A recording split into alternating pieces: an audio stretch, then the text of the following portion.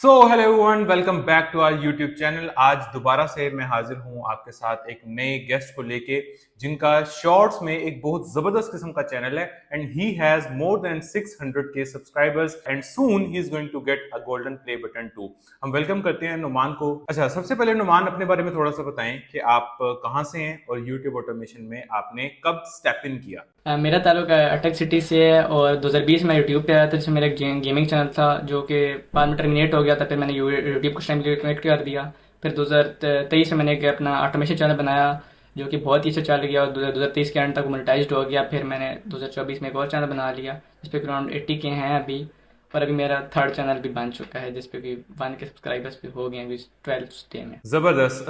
यानी नुमान कहना चाह रहे हैं कि उनके 3 इस टाइम यूट्यूब पे बड़े जबरदस्त किस्म के चैनल्स हैं, लेकिन उससे पहले उनका एक चैनल था जो कि टर्मिनेट हो गया एंड राइट नाउ वो 3 चैनल्स पे काम कर रहे हैं और ऑलमोस्ट तीनों की निश भी सेम है। नुमान, आप इतने यंग लग रहे हो, बल्कि यंग भी क्या, बिल्कुल यानी स्कूल गोइंग किड लग रहे हो। तो आप बताओ कि आपकी क्या एज है और इतनी छोटी एज में आपको कब से ख्याल आया कि आप यूट्यूब पे स्टेप इन करो। मेरी एज तो 14 है और मैं अभी 8 क्लास में पढ़ रहा हूँ। बाकी वैसे ही मतलब मुझे स्टार्टिंग से बहुत ज़्यादा ही इंटरेस्ट था यूट्यूब में, तो मैंने फिर गेमिंग चैनल स्टार्ट किया। तो वो तो मैंने बताया कि टर्मिनेट हो गया था। फिर यूट्यूब ऑटोमेशन की शौक लग गया मुझे, तो फिर मैं उस पर भी आ गया। अच्छा, अब ये बताओ नुमान के आपके चैनल्स जो हैं वो किस निश के अंदर हैं और जिस निश में हैं आपने वही निश क्यों चूज की। मेरे तीनों के तीनों चैनल फिलहाल तो क्विज के नीचे हैं। अब क्विज के नीचे में चूज़ करने का रीज़न ये था कि वो बहुत इजी है, उसका कंटेंट आप बहुत इजीली बना सकते हो और ज़्यादा टाइम भी नहीं लगता उसे सोचने में। उसमें ना खास स्क्रिप्ट वाला सीन तो होता नहीं है, तो इसलिए मुझे क्विज इजी लगी तो मैंने क्विज ही चूज़ की। ऑल राइट, हमारी ऑडियंस ने क्विज निश रिलेटेड एक गेस्ट से पहले भी इंफॉर्मेशन दी हुई है। आपको याद होगा कि मैंने एक इंटरव्यू बनाया था, तो मोस्ट लाइकली उनसे भी आपको जो इन्फॉर्मेशन मिली है उसकी अपनी वैल्यू है, लेकिन आई बिलीव कि नोमान आपको उससे हट के कुछ डिफरेंट चीजें बताएंगे। मेरी भी प्रायोरिटी होगी कि मैं कुछ डिफरेंट नोमान से इंफॉर्मेशन लूं जो कि आप लोगों तक पहुंचे और क्विज निश से रिलेटेड ही आपको मजीद वैल्यू मिले। अच्छा नोमान, सबसे पहले ये बताओ कि क्विज निश के अंदर जैसे हमारे पास जो पहले गेस्ट आए थे वो क्या करते थे कि गेस्ट थी मीम्स, वो सिर्फ मीम्स रिलेटेड कंटेंट बनाते थे। तो आपका जो चैनल है उस पे आप सिर्फ मीम्स को टारगेट करते हो या आप और भी किसी चीज को टारगेट करते हो ऑन योर चैनल। मैं मीम्स को बहुत कम टारगेट करता हूँ, ज़्यादा मैं सॉन्ग्स को टारगेट करता हूँ और यूट्यूबर्स को टारगेट करता हूँ। उनके सॉन्ग्स वगैरह सुनाता हूँ और बताता हूँ, फिर गेस करें आप कौन से यूट्यूबर है ये। मतलब मोस्टली यूट्यूबर्स और उनके सॉन्ग्स और मीम्स में बहुत कम टारगेट करता हूँ। अच्छा, आप यूट्यूबर्स को करते हैं, सॉन्ग्स वगैरह को करते हैं, तो ये बताएं कि आप इंग्लिश में इसको लेके चलते हैं या हिंदी उर्दू में इसको लेके चलते हैं। मैं उसे इंग्लिश में लेके चलता हूँ क्योंकि इंग्लिश में मतलब ठीक रहता है, क्योंकि हिंदी में तो बहुत कम आरपीएम वगैरह होता है तो अर्निंग कम होती है, तो इंग्लिश बेटर रहता है, उसमें अर्निंग भी सही हो जाती है। ऑल राइट, अब बात जरा अर्निंग की छिड़ी है, तो मुझे ये बताएं कि आप रफली रफली महीने के कितने डॉलर्स यहाँ से जनरेट कर पा रहे हैं एट द एज ऑफ 14। मेरे मेन चैनल से तो मैं आराम से 500-600 तो नॉर्मल निकाल लेता हूँ और ज़्यादा चले जाए तो 1000 से ऊपर ही चले जाते हैं। सेकंड जो चैनल है उस पर मैं मोस्टली टेस्टिंग ही करता रहता हूँ कि मतलब नीचे चेंज ही करता रहता हूँ, टेस्ट से कर रहा होता हूँ मैं।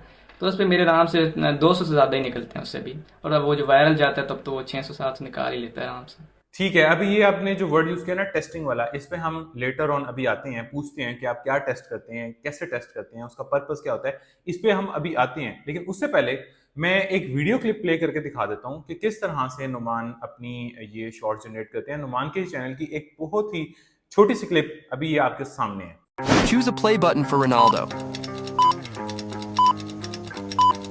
This one's perfect for him. Who has more subscribers, Ronaldo or iShowSpeed? Ronaldo has more subscribers. तो ऑडियंस, आप लोगों ने ये देख लिया कि नुमान किस लेवल का काम कर रहे हैं। अब थोड़ा सा टेक्निकलिटीज में आते हैं।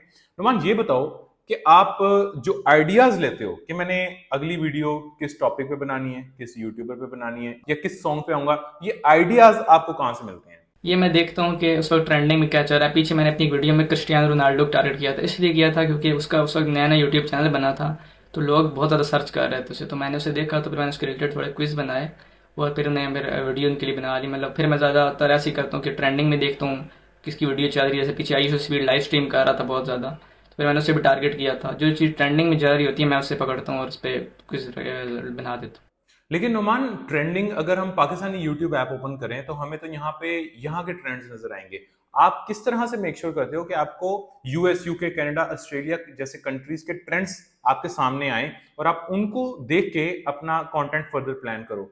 उसके लिए मैंने एक अलग क्रोम रखा हुआ है जिसमें मैं वीपीएन लगाता हूँ और यूट्यूब पे जाता हूँ और देखता हूँ उस पर ट्रेंडिंग में क्या चल रहा है। तो जो ट्रेंडिंग मुझे शो हो रहा होता है उधर, तो मैं उसे टारगेट कर लेता हूँ। ठीक है, तो वीपीएन का आप यूज करते हो सिर्फ कंटेंट आइडियाज फाइंड करने के लिए। कुछ लोगों के ना ज़हन में ये मिसकंसेप्शन भी होती है कि साथ भाई क्या मैं वीपीएन यूज करूं टू अपलोड माय कंटेंट ताकि वो यूएस ऑडियंस की तरफ जाए। तो आपने कभी वीपीएन यूज करके कंटेंट अपलोड किया है सिर्फ इस नीयत से कि मुझे जो है ना व्यूज वो यूएस, यूके, कनाडा, ऑस्ट्रेलिया से आएंगे? इस तरह तो कुछ भी नहीं होता। अगर आपको लगता है कि आप वीपीएन यूज़ करके करेंगे तो आपके यूएस का आएगा, तो वैसा तो कुछ भी नहीं होता। आप वैसे पाकिस्तान से भी करेंगे तब भी मोस्टली अगर जिस तरह का कंटेंट है वही लोग देखेंगे। जैसे कि अगर आप हिंदी में वीडियो बना रहे हो और वीपीएन लगा के अपलोड कर रहे हो तो वो इंडियन ऑडियंस ही देखेगी। अब यूएस लोग वालों को तो हिंदी समझ नहीं आती। वही अगर आप इंग्लिश में वीडियो बनाओगे तो मोस्टली वो यूएस की ऑडियंस ही देखेगी, क्योंकि उन्हें इंग्लिश समझ आती है और पाकिस्तानियों की इतनी खास नहीं आती, उन्हें इंटरेस्ट नहीं होता इंग्लिश कॉन्टेंट में। लेकिन फिर भी अगर एक बंदा इंग्लिश में कंटेंट बना रहा है और अगर पाकिस्तान से बैठ के बना रहा है, तो क्या इसकी 100% गारंटी होती है नुमान के वो यूएस ऑडियंस तक पहुंचेगा ही पहुंचेगा? हाँ 100%। स्टार्टिंग में थोड़ा सा होगा कि आपकी स्टार्टिंग में आप इंडियन ऑडियंस आएगी, पर आराम आराम से वो फिर सारी यूएस की आने लग पड़ेगी। इंडियंस बिल्कुल गायब हो जाएगी, यूएस, यूके, फिलिपाइंस, यहाँ ये आने लग पड़ेगी। ठीक है, तो आपका आपने मुझे ऑफ द रिकॉर्ड बताया कि आपको जो ऑडियंस है वो यूएस, यूके से ही ज्यादा आती है, लेकिन आपका एक दोस्त है उसको इंडिया से ज्यादा आती है सेम निश के अंदर। तो आप मुझे बता सकते हो कि इन दोनों ऑडियंस के आरपीएम्स में क्या डिफरेंस है? आपको कितना आरपीएम मिल रहा है और वर्सेस आपके दोस्त को कितना आरपीएम मिल रहा है सेम निश के अंदर? अब मेरा जो चैनल है इंग्लिश में है, मुझे कि मिल रहा है 0.14 का आरपीएम, और मेरे दोस्त का चैनल हिंदी में है जिसको कि मिल रहा है 0.01 का आरपीएम, जो बहुत कम है। तो इसलिए मैं हिंदी की तरफ कभी सोचा भी नहीं जाने का, तो और ना आपको जाना चाहिए हिंदी की तरफ। तकरीबन 14 गुना का डिफरेंस है, यानी सेम वीडियो आप अपलोड करोगे, सेम व्यूज आपको मिलेंगे, सेम व्यूज आपके दोस्त को भी मिलेंगे, लेकिन वो इंसान जो यूएस की ऑडियंस को टारगेट कर रहा है, इंग्लिश के अंदर कंटेंट बना रहा है, उसकी अर्निंग तकरीबन 14 गुना ज्यादा हो सकती है। मैं अपने स्टूडेंट्स को वैसे भी ये कहता हूँ कि 10 गुना का तो कम से कम फर्क है।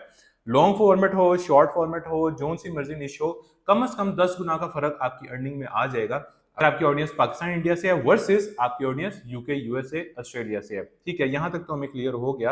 अब मुझे ये बताएं कि आपने कंटेंट आइडिया, आपने बताया कि आप वीपीएन लगाते हैं, आप जाके यूट्यूब की ऐप ओपन करते हैं या न्यू क्रोम पे इस चीज को ओपन करते हैं, वहां से कंटेंट आइडियाज फाइंड कर लेते हैं डिपेंडिंग ऑन कि क्या वायरल जा रहा है। अच्छा, कंटेंट आइडिया फाइनल हो गया, अब फर्दर आप उसका स्क्रिप्ट किस तरह से बनाते हैं? आप क्या सोचते हैं कि मैं इसमें पहले क्या बात करूंगा, बाद में क्या बात करूंगा, या ये आपकी एक प्रैक्टिस बन चुकी है? ये किस तरह से आप चीजें फाइनल करते हैं? स्क्रिप्टिंग के बारे में थोड़ा सा बताएं। स्टार्टिंग में तो पहले मैंने जो क्विज रखना होता है वो इस तरह का होना चाहिए, थोड़ी होक टाइप हो कि बंदे रोक जाए। जैसे कि अब क्रिस्टियानो रोनाल्डो की मैंने वीडियो बनाई थी, उससे मैंने स्टार्ट में डायरेक्ट प्ले बटन की बात की थी, जैसे choose a play button for Cristiano Ronaldo. तो लोगों को पता है उसका यूट्यूब चैनल है, तो वो भी प्ले बटन देखेंगे। ऑब्वियसली मोस्टली बच्चे देखते हैं मेरी वीडियो, तो उन्हें जो प्ले बटन सही रखे उसे चूज़ कर लेंगे। फिर वो वेट करेंगे मैं किसको टेक करूँगा, फिर उसे टिक हो जाएगा। फिर इस तरह के मतलब मैं क्विज देखता हूँ। स्टार्टिंग में तो हुक वाला ही क्विज होना चाहिए, और एक बार आप चैट जीपीटी को 3-4 बार समझा दो चीज़, तो बाद में फिर उसे बोलो इसकी तरह मुझे और क्विज दो, तो आराम से वही क्विज आपको रिपीट करके देगा, उससे ज़्यादा अच्छे करके देगा। तो मैं मोस्टली एक बार से बता देता हूँ और बाद में मुझे वो उससे अच्छे क्विज रिपीट करके दे देता है। ओके, सो अब हम आते हैं अपने वॉइस ओवर पे। आप ये बताओ कि आप वॉइस ओवर के लिए कौन सा टूल यूज करते हो? एआई से वॉइस ओवर करवाते हो, खुद करते हो? क्या आपका वॉइस ओवर की क्या ट्रिक है? वॉइस ओवर मैं एआई से कराता हूँ, और वॉइस ओवर के लिए मैं 11 लैब्स यूज़ करता हूँ, और मुझे सबसे बेस्ट 11 लैब्स लगता ही है। और उसमें आप एडम का भी यूज़ कर सकते हो, जो बेस्ट है एडम बेस्ट है। और एलेक्स, मैं तो एलेक्स यूज़ करता हूँ, मुझे तो एलेक्स अच्छा लगता है, तो आप भी एलेक्स भी यूज़ कर सकते हो, पर मुझे ज़्यादा एलेक्स अच्छा लगता है। मोस्टली लोग एडम ही यूज़ कर रहे होते हैं, मैंने जहाँ तक देखा है मोस्टली जो लोग बना रहे होते हैं एडम ही यूज़ कर रहे होते हैं। अच्छा नुमान, कुछ लोग ये बोलते हैं कि आपने जो वॉइस ओवर आर्टिस्ट है ना, वो शुरू की वीडियोस में कुछ रखना है, फिर थोड़ी देर बाद आपने वॉइस ओवर आर्टिस्ट चेंज कर देना है, फिर मजीद थोड़ी देर बाद आपने वॉइस ओवर आर्टिस्ट चेंज कर देना है। तो ये बताएं मेरी ऑडियंस को कि आप एक ही वॉइस ओवर शुरू से यूज करते आ रहे हैं, या आपने भी ये चीज फॉलो की है कि भाई पहले ये वॉइस ओवर, फिर एडम, फिर एलेक्स, फिर कोई और? तो बेसिकली करना क्या चाहिए? मैं तो ये रिकमेंड करूँगा कि आप जो शुरू से आपने रखा है वाइजर वो ही रखो, चेंज नहीं करना चाहिए। ऐसे कुछ भी नहीं होता कि अगर आपको लगता है कि आप स्टार्टिंग में ये रखोगे बाद में चेंज कर दोगे, रिपीटिव कंटेंट फिर उससे नहीं आएगा। अगर आपके चैनल पे आपने कुछ ऐसा किया है कि रिपीटिव कंटेंट आने के चांसेस हैं, तो फिर वो आएगा ही आएगा, बेशक आप वाइजर चेंज कर दो, उससे कुछ नहीं होता। वैसे मोस्टली वॉइस ओवर से कोई रिपीटिव कंटेंट नहीं आता, क्योंकि मेरे 2 चैनल मोनेटाइज जिनमें मैंने सेम वॉइस ओवर यूज़ किया है, मतलब उनकी जितनी वीडियोस अपलोड हुई है मोनेटाइज होने तक सेम वॉइस ओवर था। वॉइस ओवर अभी मैंने बहुत टाइम बाद आगे चेंज किया है, क्योंकि मैं थोड़ा कंटेंट चेंज किया था इस वजह से। बाकी मैं तो कहूँगा वॉइस ओवर सेम ही रखना चाहिए, इससे कुछ भी नहीं होता। जबरदस्त। अब अगला मेरा आपसे क्वेश्चन ये है कि व्हाट अबाउट वीडियो एडिटिंग? आप वीडियो एडिटिंग किस टूल को यूज करके करते हो, और आपको एक शॉट एडिट करने में तकरीबन कितना टाइम लगता है? वीडियो एडिटिंग के लिए मैं सबको रिकमेंड भी करूँगा और मैं खुद भी कपकट ही यूज़ करूँगा। कपकट बेस्ट रहता है और कपकट के अंदर भी वाइस ओवर होता है, आप वो भी यूज़ करते हो, क्योंकि स्टार्टिंग में कपकट के अंदर वाला ही वाइस ओवर यूज़ करता था, जो कपकट खुद मतलब एक वहाँ पे होता है, एक लड़की का वॉइस ओवर होता है, आप वो यूज़ कर सकते हो। कोई भी आपको वहाँ पे वॉइस ओवर सही रखे वो यूज़ करते हो। मैं स्टार्टिंग वहाँ के यूज़ करता था और मैं यूज़ करता हूँ कपकट वीडियो एडिटिंग के लिए, और मुझे कोई 1 आवर लग जाता है वीडियो एडिट करने में एक शो। अच्छा अनुमान, and what about YouTube shorts thumbnail? कुछ लोगों को लगता है शॉर्ट्स पे थंबनेल लग ही नहीं सकता। कुछ लोग कंफ्यूज होते हैं कि यार फलाने ने तो लगाया हुआ है, मेरे पास ये ऑप्शन ही नहीं आती कि मैं थंबनेल लगाऊं। तो आप जरा ऑडियंस को क्लैरिफाई करें कि थंबनेल लगाना इंपॉर्टेंट है या नहीं, अगर लगाना है तो वो कैसे लगाना है। पहली बात, थंबनेल लगाना तो बहुत इंपॉर्टेंट है और उसकी बहुत सी ट्रिक्स होती है। फिलहाल यूट्यूब ने ऑफिशियली कोई आपको नहीं दिया से कि आप थंबनेल खुद लगा पाओ, वैसे कुछ भी नहीं आया फिलहाल तक। तो उसके लिए आपकी एक ट्रिक होती है, आप अगर उस तरह के एक थंबनेल बना सकते हो तो आप एक अच्छा थंबनेल बनाओ, जैसे लोगन लगाए होते हैं वो थंबनेल बनाओ, उसे जस्ट फॉर 1 सेकंड आप वीडियो के एंड पे दिखा दो या वीडियो के बीच में कहीं दिखा दो, मतलब बहुत कम टाइम के लिए, एक बंदों को नजर भी ना आए। और फिर जाओ अपनी, जब वहाँ से वो सेलेक्ट कर सकते हो, आप बीच में से कोई भी पॉइंट सेलेक्ट कर सकते हो। मोबाइल से अपलोड करो तब भी होता है, पीसी से अपलोड करोगे फिर वो सेलेक्ट नहीं हो सकता। तो आप वहाँ से जाओ, कोने में आपको एक पेंसिल टाइप शो हो रही होगी, उस पर क्लिक करके वहाँ पे जाओ जिस पॉइंट पे आपने उससे रखा था थंबनेल को, और वहाँ पे जाकर एडजस्ट कर लो, फिर आपकी पिक्चर को थंबनेल, आई मीन शॉर्ट पे थंबनेल लग जाए। Okay, so what about the frequency of videos? आप एक वीक में कितनी वीडियोस डालते हो, महीने में कितनी वीडियोस डालते हो, रोज की कितनी वीडियोस डालते हो? इसके बारे में थोड़ा सा बताओ। वैसे अगर आपका नया चैनल है तो आप बेशक दिन में 2 करो तो बेटर है। मैं स्टार्टिंग में अपना, मेरा जो चैनल था कि मैं दिन में कभी कभी 10 शॉर्ट करता था। मुझे इस पर इतना मतलब अच्छा लगता था वीडियो बनाना कि मैं इस पर स्टार्टिंग में मतलब 10 शॉर्ट डाल देता था, एम ही दिल करता था डाल देता था। ऐसे न्यू चैनल है, आप 2 भी डाल सकते हो, 1 भी डाल सकते हो, कोई मसला नहीं। पर अगर आपने बीच में एक दिन नए चैनल पे एक दिन छोड़ दिया, उससे अगली वीडियो पे आपके मतलब व्यूज़ नहीं आएंगे, फिर 2-3 वीडियो डालोगे तब जाके व्यूज़ आएंगे। ये चीज़ मैंने खुद फेस की है अपने 3rd चैनल पे।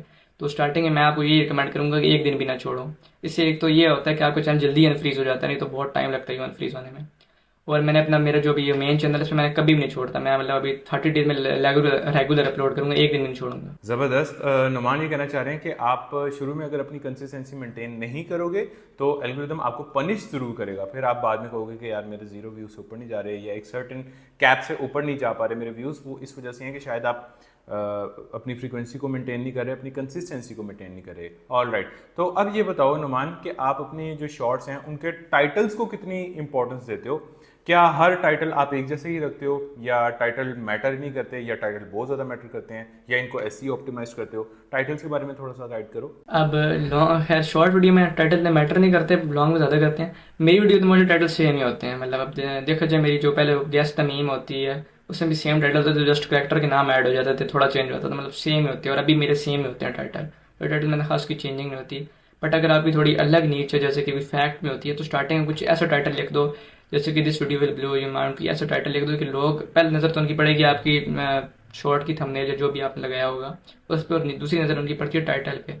तो जिस तरह का टाइटल होगा, तो फिर अगर वो टाइटल ही ऐसा होगा अट्रैक्टिव सा, तो क्लिक कर ही देंगे। तो टाइटल दूसरी चैनल के लिए अट्रैक्टिव होते हैं, कुछ के लिए खैर इतना खास मुझे नहीं लगता कि इंपॉर्टेंट हो। सही सही।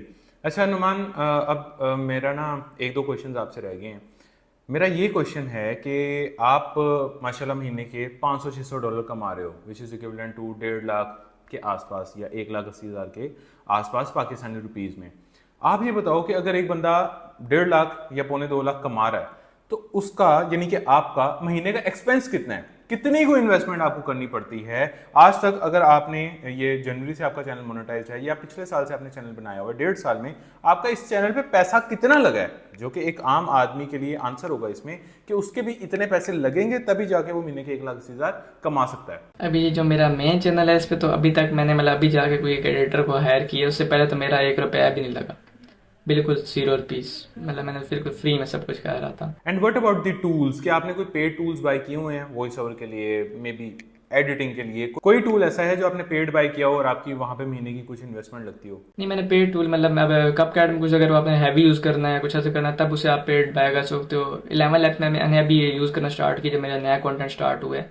उससे पहले मैं कपकैट का, मैंने बताया कि मैं कपकैट का ही एक AI था वाइस, वो यूज़ करता था, तो इसलिए मुझे ज़रूरत ही नहीं पड़ी कोई पेड चीज़ बाय करने की। तो मैं ऑडियंस को अपनी ये बोलूँगा कि बहुत से लोग चाहते हैं कि मैं भी विदाउट इन्वेस्टमेंट काम करूँ, मेरा कोई 1 रुपया भी ना लगे। तो ऐसा नहीं है कि हर निश ही ऑलमोस्ट फ्री है। कुछ निशेज हैं जो ऑलमोस्ट फ्री हैं, कुछ हैं जो थोड़े से पैसे डिमांड करती हैं, कुछ हैं जो बहुत ज़्यादा पैसे डिमांड करती हैं। तो दीज आर फ्यू निशेस जिसमें आपके कोई पैसे नहीं लग रहे। You can start with this. आपके जब यहाँ से पैसे बनना स्टार्ट हो जाए फिर आप एक्सपेंसिव निशेस की तरफ जा सकते हो, जहाँ पे ज़्यादा टूल्स चाहिए, मे बी कोई रिसोर्सेज चाहिए, टाइम ज़्यादा लगता है वहाँ पे, तो वहाँ पे फिर आप यहाँ से पैसे निकाल के वहाँ पे इन्वेस्ट कर सकते हो। लेकिन शुरू में ही अपना ये बहाना रखना कि यार इतने पैसे लगते हैं, बड़े महंगी ये फील्ड है, बड़ा महंगा यहाँ पे काम होता है, तो I think this is not a good attitude towards any business. ठीक हो गया। अच्छा, अब ना आखिरी एक मेरा क्वेश्चन है जो कि अभी मेरे माइंड में आया, वो आपने ये बताना है कि कुछ लोग ये भी क्वेश्चंस करते हैं कि यार साद भाई, which is the best bank जो कि यूज़ होता है फॉर यूट्यूब पेमेंट्स, कम से कम पैसे किस में कटते हैं? तो आप अपने बैंक के बारे में बता सकते हैं और आप ये बता सकते हैं कि जितने डॉलर्स आपको यूट्यूब स्टूडियो में शो हो रहे हैं उसमें और जो आपके बैंक में लैंड हो रहे हैं उसमें कितने ₹1000 का डिफरेंस आपको देखने को मिलता है, ताकि ऑडियंस को एक समझ में आ जाए कि यार हाँ, अगर मेरे इतने कट रहे हैं तो चलो बाकियों के भी इतने ही कट रहे हैं। अब मेरे पीछे कुछ अराउंड $1000 आने थे अपने यूट्यूब से, तो जब वो बैंक में आया तो बैंक में मेरे को अराउंड ₹30,000 जो थे काम थे, और मेरा बैंक है फैसल बैंक। तो इसका आपको क्या लगता है कि ये एक नॉर्मल चीज़ है या फैसल बैंक ही सिर्फ एक बैंक है जो ये चीज़ काट रहा है? नहीं, नॉर्मल नहीं, और बैंक वाले तो बहुत ज़्यादा काटते हैं। अब कुछ बैंक मैंने सुना है, मुझे एग्जैक्ट तो कोई नाम किसी का नहीं लूँगा, बट कुछ मैंने बैंक सुना कि उससे इससे भी ज़्यादा काटते, तो मुझे फैसल बैंक सही लगा।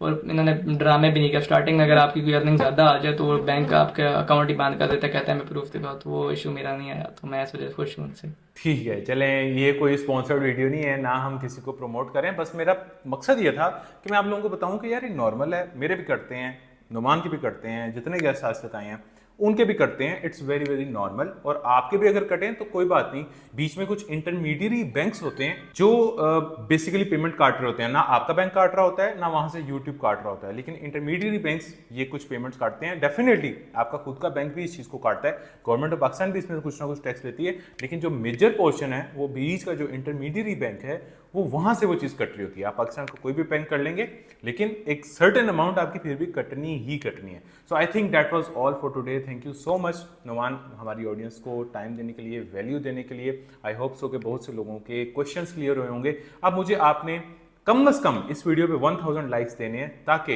हम मजीद नए से नए गेस्ट को लेके आ सकें, आप लोगों के लिए ज़्यादा से ज़्यादा वैल्यू लेके आ सकें और मुझे खुद भी थोड़ी सी मोटिवेशन मिल सके, प्लस जो हमारे गेस्ट हैं उनको भी थोड़ी सी मोटिवेशन मिल सके। सो अगर अभी तक आपने चैनल को सब्सक्राइब नहीं किया तो सब्सक्राइब करके बेल आइकन प्रेस कर लें ताकि आने वाले ऐसे मजीद इंटरव्यूज़, नई से नई निश पे आने वाले इंटरव्यूज़ आपसे मिस ना हो सके। मिलते हैं इंशाल्लाह अगली वीडियो में, तब तक के लिए अल्लाह हाफिज़।